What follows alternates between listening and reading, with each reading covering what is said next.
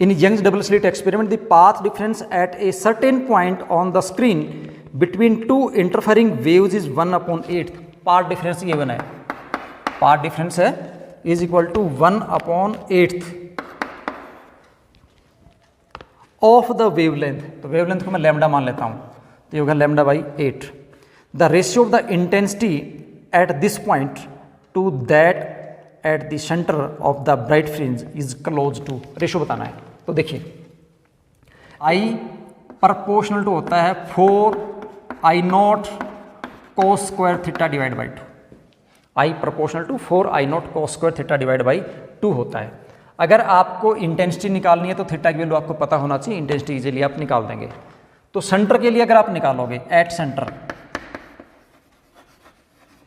At centre जब आप जाते हो तो सेंटर के ऊपर क्या होता है कि जो वेव्स होती हैं उनका पाथ डिफरेंस होता है 0। वेव का पाथ डिफरेंस कितना होता है 0।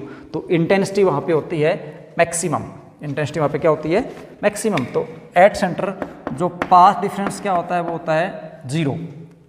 सेंटर के ऊपर पाथ डिफरेंस कितना होता है 0। आपको ये पता है कि पाथ डिफरेंस का जो फॉर्मूला होता है वो एक lambda divide by 2 pi into phase angle. ये एक पाथ डिफरेंस का फॉर्मूला होता है lambda divide by 2 pi into phase angle. तो यहाँ से मैं देखता हूँ कि जो फेज एंगल है वो कितना आया 0 आया, फेज एंगल कितना आया 0। तो इंटेंसिटी एट द सेंटर कितनी हो जाएगी I is equal to I proportional to आपके पास हो जाएगा 4I0, थीटा की वैल्यू 0 है तो cos 0 की 1 होती है, सेंटर पे होता है 4I0, ठीक है। लैम्डा बाई 8 पाथ डिफरेंस कितना हो जाएगा at a point P lambda by 8 लिख देता हूँ। तो उसके ऊपर हमारे पास जो पाथ डिफरेंस है वो कितना दे रखा है लैम्डा बाई 8। पाथ डिफरेंस का फॉर्मूला होता है लैम्डा डिवाइड बाई 2 पाई और इनटू फेज एंगल थीटा या फाई जो भी आप लिखो, लैम्डा से यहाँ पे लैम्डा कैंसिल हो जाएगा। फेज एंगल आपके पास आया 2 pi divide by 8 that is equal to pi divide by 4, pi by 4। ये वैल्यू आप यहाँ पुट करो तो आपके पास आएगा I प्रपोर्शनल टू